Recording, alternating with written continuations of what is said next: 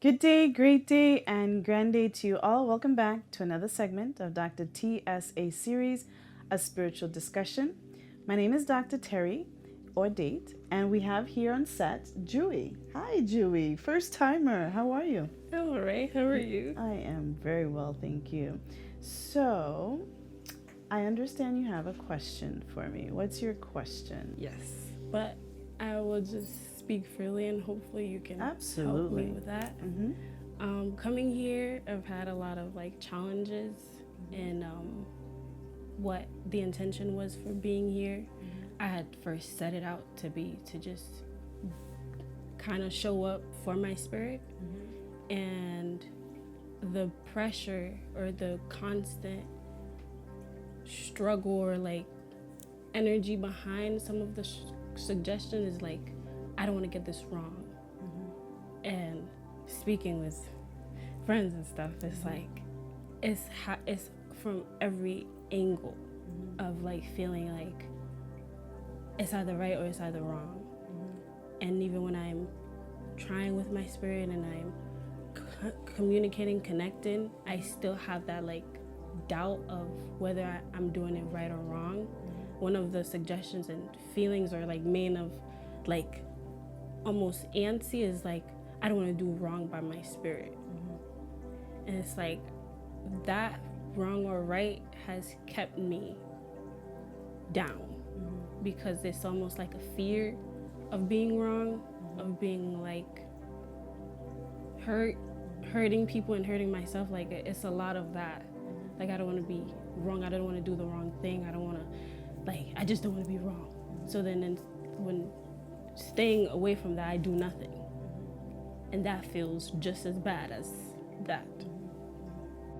So, what I hear you saying is, although you have the intention to do right by or want to do things through your spirit, there's this fear that you have of doing something wrong, and that primarily is influenced by other people's suggestions, providing their thoughts or their ideas, and now you are in limbo, if you will, or you're now confused because you're listening to what people have to say, but at the same time you want to present and heed the suggestions from your spirit, and you're back and forth.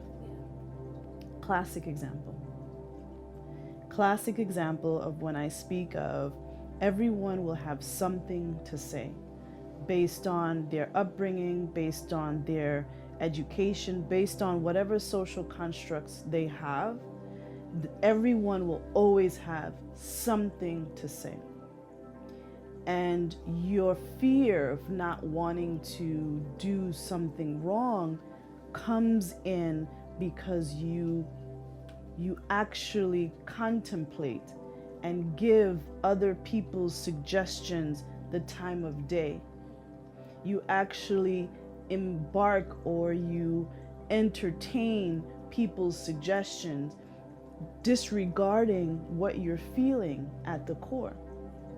What is for you, despite what other people are saying.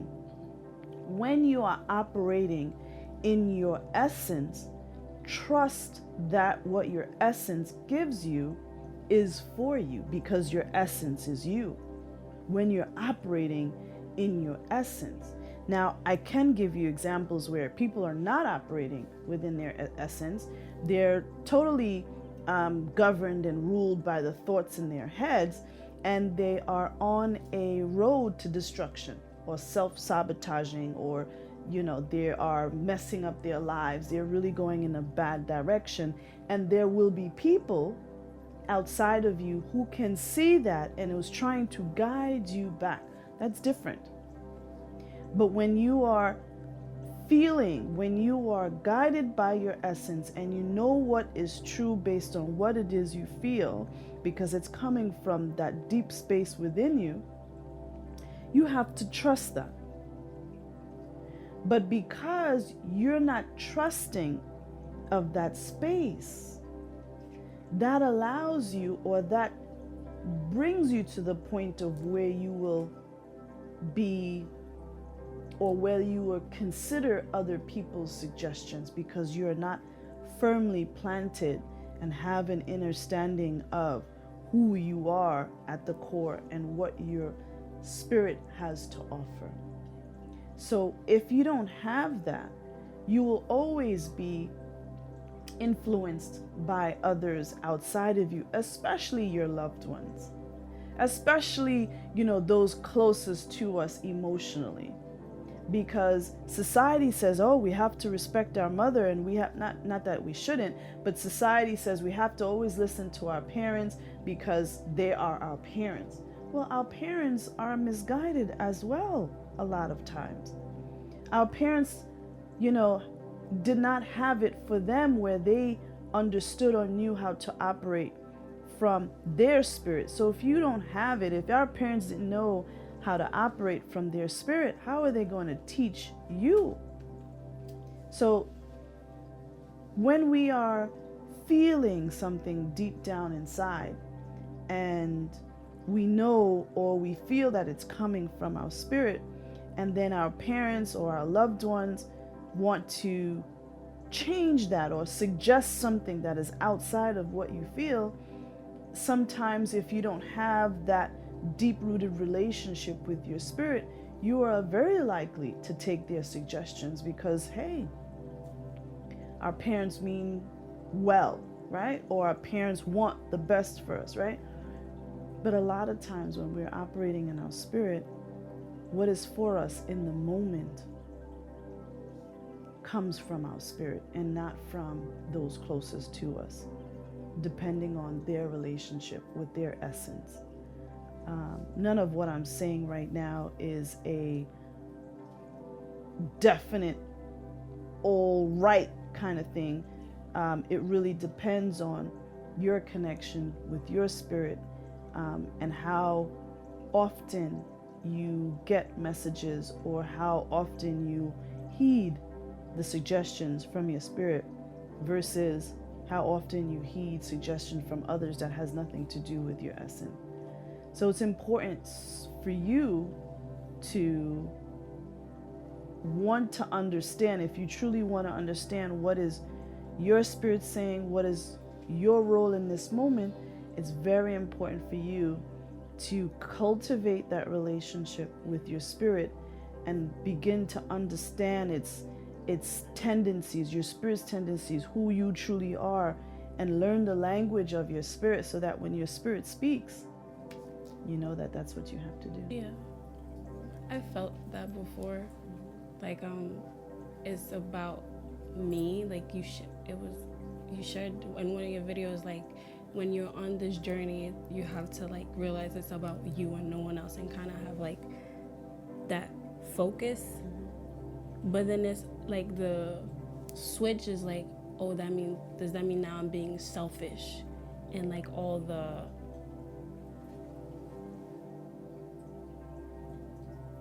does that mean I'm being selfish? Does that mean I'm letting somebody down? And then with that, it's also like not wanting to let go of the things that I know I need to let go of in order to move forward. So it's all in that, like I feel it and I'm like, yes, but then as soon as I feel it and I go there, the doubt and the I don't want to get this wrong, or am I being selfish or whatever comes in, and it robs me of the moment that my spirit brought to me to continue to move forward. Right, because now you're contemplating all of that stuff in your mind when the moment is passing you by, right? But when you're living from this space, your spirit will tell you, do this. Doesn't matter what people will say or do or think, I'm telling you to do this.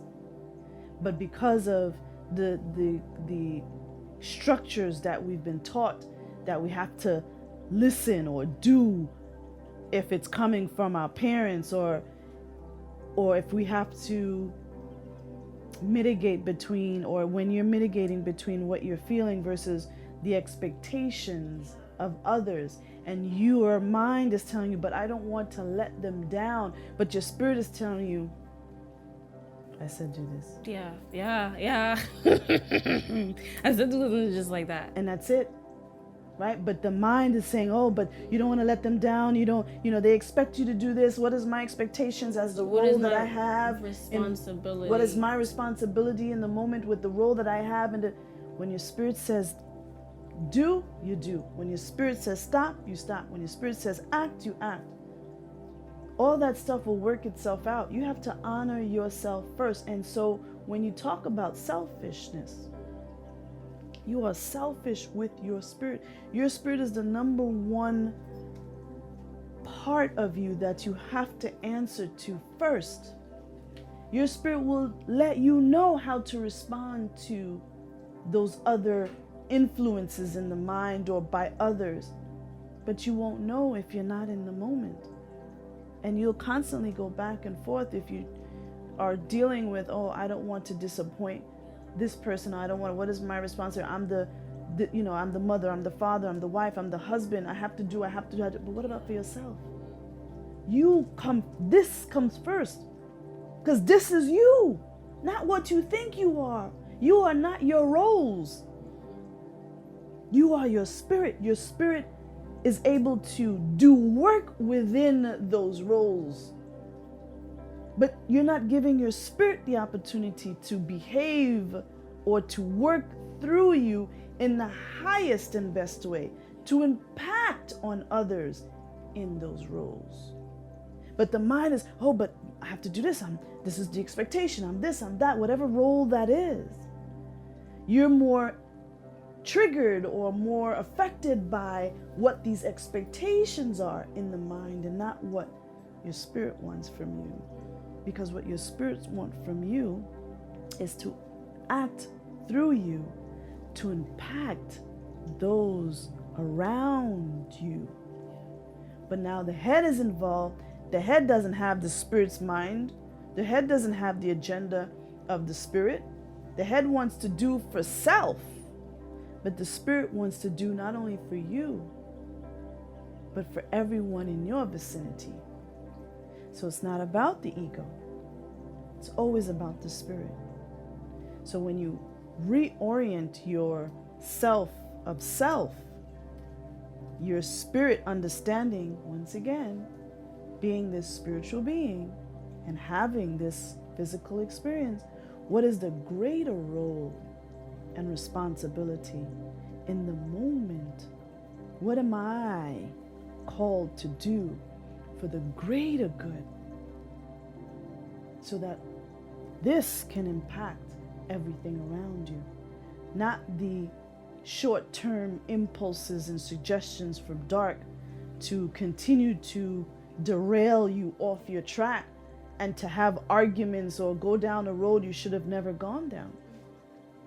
And so understanding that your spirit knows best and sees so much further down the line than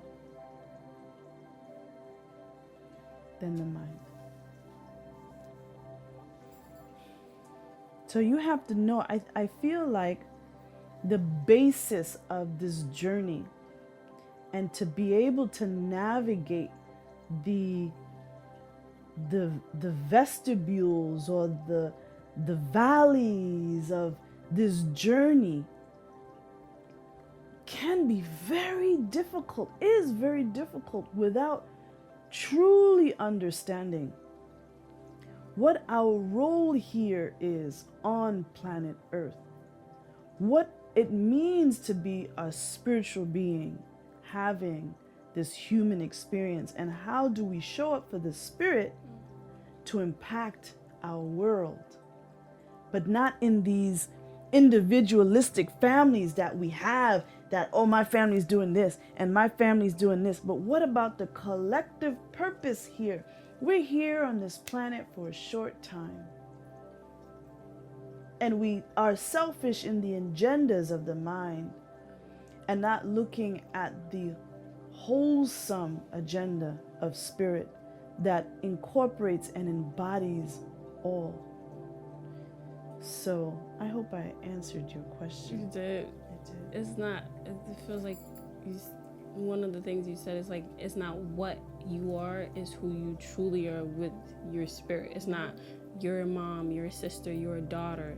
It's like you are this being, and through your being, you have these aspects and these characteristics of you that can help you into being like the revenues of like learning and lessons throughout your life. Like, yes, you're a daughter, but as a spirit, I have these qualities that will help me be a better daughter and not listen to what I think I have to be as a daughter, as a sister, as a friend.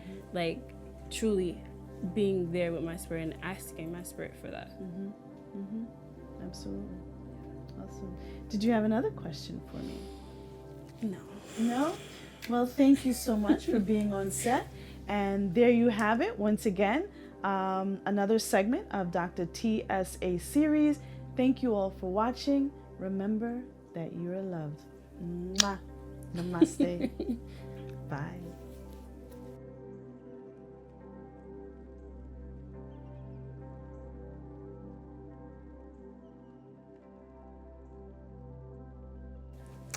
And there you have it on another segment of Dr. TSA Series, a spiritual discussion. Please remember to click that subscribe button, click the bell notification, and leave your comments down below. And remember that you are loved. Thank you all for watching. Mwah! Namaste. Bye.